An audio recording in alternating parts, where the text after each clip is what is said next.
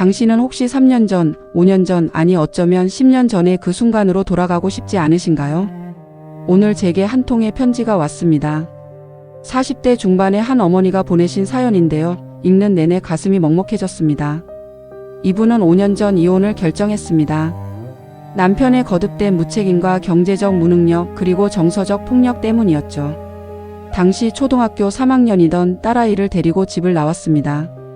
그런데 문제는 지금입니다. 현재 중학생이 된 딸아이가 최근 우울증 진단을 받았고 상담 과정에서 엄마가 아빠와 헤어진 게 제일 힘들었어요 라고 말했다고 합니다. 이 어머니는 편지에 이렇게 쓰셨습니다. 스님, 저는 그때 최선의 선택을 했다고 생각했어요. 아이 앞에서 싸우는 것보다 차라리 깨끗하게 떨어지는 게 낫다고 판단했죠.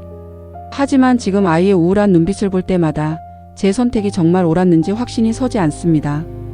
내가 조금만 더 참았더라면, 내가 조금만 더 노력했더라면 아이에게 이런 상처를 주지 않았을 텐데. 매일 밤 잠들기 전 이런 생각이 저를 짓누릅니다. 여러분, 이 이야기가 남의 일 같지 않으신가요? 우리는 살면서 수많은 선택을 합니다.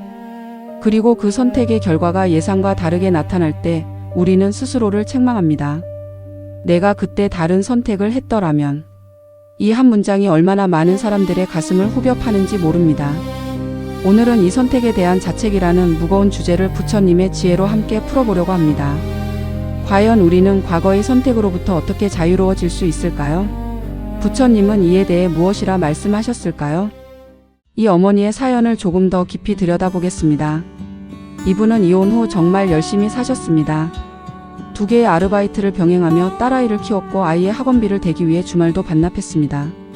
힘들어도 아이 앞에서는 항상 웃으려 노력했고 아빠 얘기가 나올 때마다 아빠도 엄마도 널 사랑해. 단지 같이 살 수 없을 뿐이야 라고 말해줬습니다. 그런데 아이는 겉으로는 괜찮아, 엄마 나 이해해라고 말하면서도 마음속 깊은 곳에서는 상처받고 있었던 겁니다. 학교에서 아빠와 함께한 추억 그리기 숙제가 나올 때마다, 친구들이 가족여행 이야기를 할 때마다, 명절날 아빠가 없는 식탁을 마주할 때마다 아이는 조금씩 무너지고 있었습니다. 상담 선생님은 말했습니다. 아이의 우울증이 어머니의 잘못은 아닙니다. 다만 아이가 상황을 받아들이는 과정에서 적절한 지지를 받지 못했을 뿐입니다. 하지만 이 어머니는 그 말을 위로로 받아들일 수 없었습니다. 제가 아이를 더 세심하게 봤어야 했어요. 아이가 괜찮다고 할 때 정말 괜찮은지 확인했어야 했고 상담을 더 일찍 시작했어야 했어요. 무엇보다 정말 이혼이 답이었는지 끊임없이 의심됩니다. 남편이 완벽하지 않아도 아이에게는 아빠가 있는 게 더 나았을 수도 있잖아요. 여러분, 이 이야기에서 가장 가슴 아픈 부분이 무엇인지 아시나요? 이 어머니가 5년 동안 단 한 번도 자신을 위해 살지 않았다는 점입니다. 모든 선택, 모든 순간이 아이를 위해였습니다. 그런데 그 아이가 힘들어하자 자신의 모든 노력이 무의미했다고 느끼는 겁니다. 이것이 바로 선택의 책임에 대한 자책입니다. 우리는 당시에 최선을 다해 판단하고 결정합니다. 하지만 결과가 예상과 다를 때 우리는 과거의 그 순간으로 돌아가 끊임없이 자신을 심판합니다. 내가 다른 선택을 했더라면. 이 가정은 우리를 현재에서 과거로 계속 끌어당깁니다. 여러분, 잠시만요. 혹시 이 이야기가 여러분의 마음에도 닿았나요? 그렇다면 지금 구독 버튼을 눌러주세요. 그리고 좋아요와 알림 설정까지 해주시면 앞으로도 이런 깊은 이야기들을 함께 나눌 수 있습니다.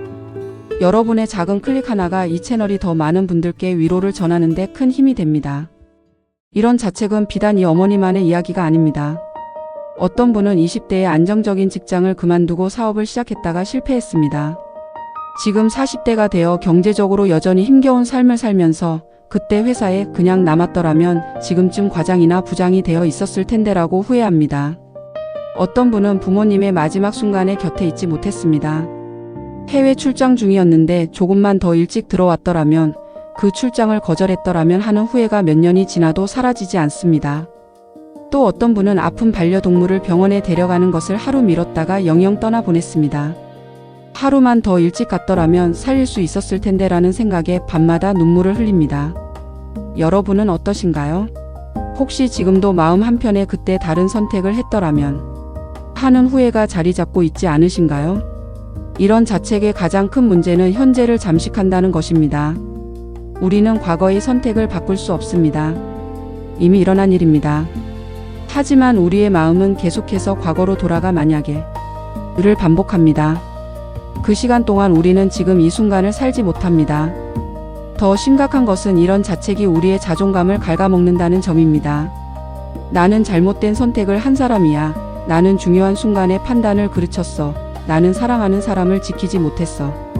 이런 생각들이 쌓이고 쌓여서 결국 나는 부족한 사람이야 라는 핵심 믿음으로 굳어집니다.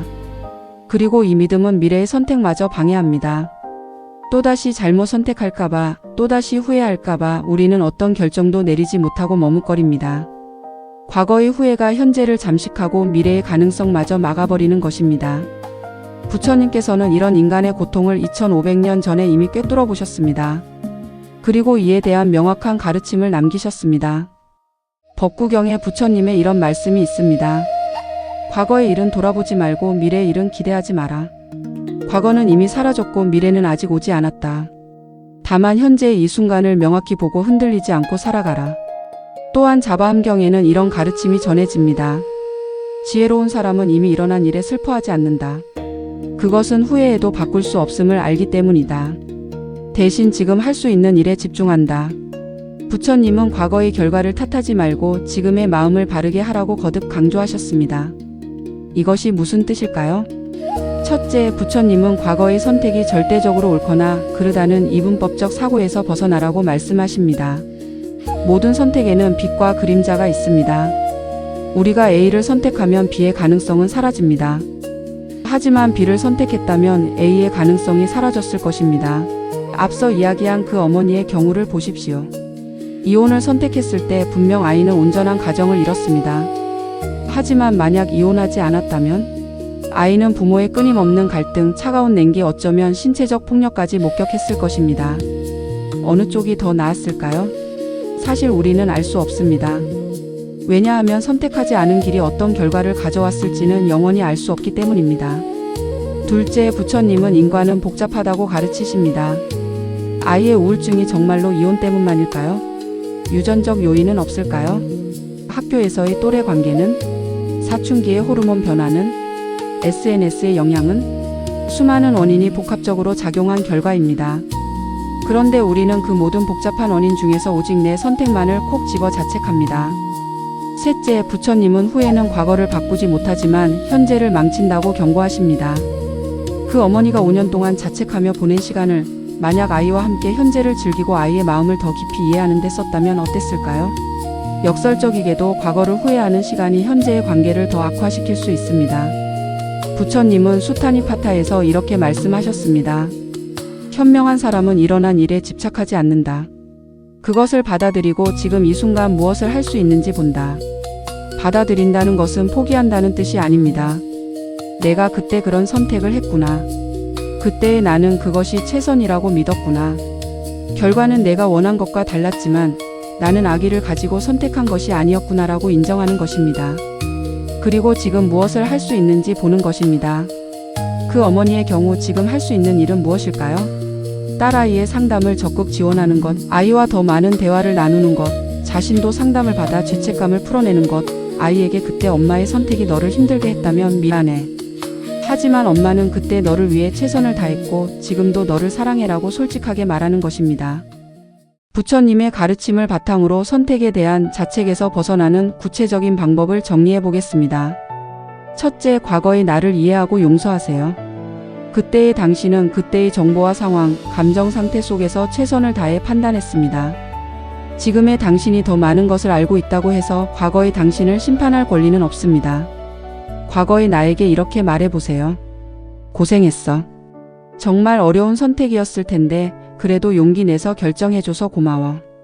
둘째, 선택하지 않은 길을 이상화하지 마세요. 우리는 선택하지 않은 길이 더 나았을 거라고 상상합니다. 하지만 그것은 환상입니다. 그 길에도 분명 어려움과 후회가 있었을 것입니다.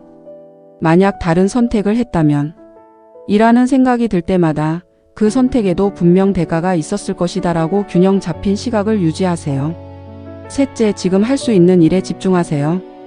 과거는 바꿀 수 없지만 현재는 바꿀 수 있습니다. 과거의 선택으로 인한 현재 상황에서 지금 당신이 할 수 있는 최선은 무엇인가요? 그것에 에너지를 쏟으세요. 부처님은 지혜로운 사람은 쏟아진 물을 탓하지 않고 남은 물로 무엇을 할지 생각한다고 하셨습니다. 넷째, 완벽한 선택은 없다는 것을 받아들이세요. 모든 선택에는 득실이 있습니다. 100% 완벽한 선택은 이 세상에 존재하지 않습니다. 불교에서는 이를 무상이라고 합니다. 모든 것은 변하고 모든 결과는 예측 불가능한 요소를 포함합니다. 이것을 받아들일 때 우리는 자책의 굴레에서 벗어날 수 있습니다. 다섯째, 자책을 배움으로 전환하세요. 내가 그때 왜 그랬을까? 그 대신 이 경험에서 내가 배울 수 있는 것은 무엇일까? 라고 물어보세요. 후회는 우리를 과거에 묶어두지만 배움은 우리를 미래로 나아가게 합니다. 편지를 보내신 그 어머니께 저는 이렇게 답장을 보냈습니다. 어머님, 5년 전에 그 선택이 완벽했는지는 아무도 모릅니다. 하지만 분명한 것은 어머님은 아기로 선택하지 않으셨고 딸을 위해 최선을 다했다는 점입니다. 지금 딸아이가 힘들어하는 것을 보면서 마음이 찢어지시겠지만 그 고통조차도 딸을 사랑하는 마음에서 나온 것입니다. 이제는 과거의 선택을 심판하는 일을 멈추세요. 대신 지금 이 순간 우울증을 겪고 있는 딸에게 어머님이 해줄 수 있는 최선을 다해주세요. 아이와 함께 상담을 받고 아이의 이야기를 경청하고 아이에게 엄마도 완벽하지 않았지만 너를 사랑하는 마음만큼은 진심이었다고 전해주세요. 그리고 무엇보다 자신을 용서하세요. 어머님이 평화로워야 딸도 평화로워질 수 있습니다. 어머님의 자책이 아이에게 더 큰 짐이 될 수 있습니다. 부처님 말씀처럼 과거의 결과를 탓하지 말고 지금의 마음을 바르게 하세요. 여러분, 오늘 이 영상을 보시는 모든 분들께 말씀드립니다. 당신이 과거에 어떤 선택을 했든 그것으로 당신의 가치가 결정되지 않습니다. 우리는 모두 불완전한 정보 속에서 불완전한 선택을 하며 살아갑니다. 그것이 인간입니다. 중요한 것은 과거의 선택이 아니라 지금 이 순간 어떤 마음을 가지고 어떻게 살아가느냐입니다. 과거를 바꿀 수는 없지만 과거를 대하는 현재의 태도는 바꿀 수 있습니다. 자책 대신 수용을, 후회 대신 배움을, 죄책감 대신 자비를 선택하세요. 당신 자신에게 자비로워지는 것, 그것이 부처님이 가르치신 진정한 치유의 시작입니다. 오늘도 과거의 선택으로 힘들어하는 분들께 이 말씀을 전합니다. 당신은 그때 최선을 다했습니다. 이제 그 무거운 짐을 내려놓으세요. 그리고 지금 이 순간을 살아가세요. 부처님의 자비가 당신과 함께하기를 기도합니다. 긴 영상 끝까지 함께해 주셔서 감사합니다. 이 이야기가 여러분의 마음에 작은 위로가 되었기를 바랍니다. 구독과 좋아요, 알림 설정으로 앞으로도 함께해 주세요. 여러분 모두 평안하시길 바랍니다. 나무아미타불 관세음보살.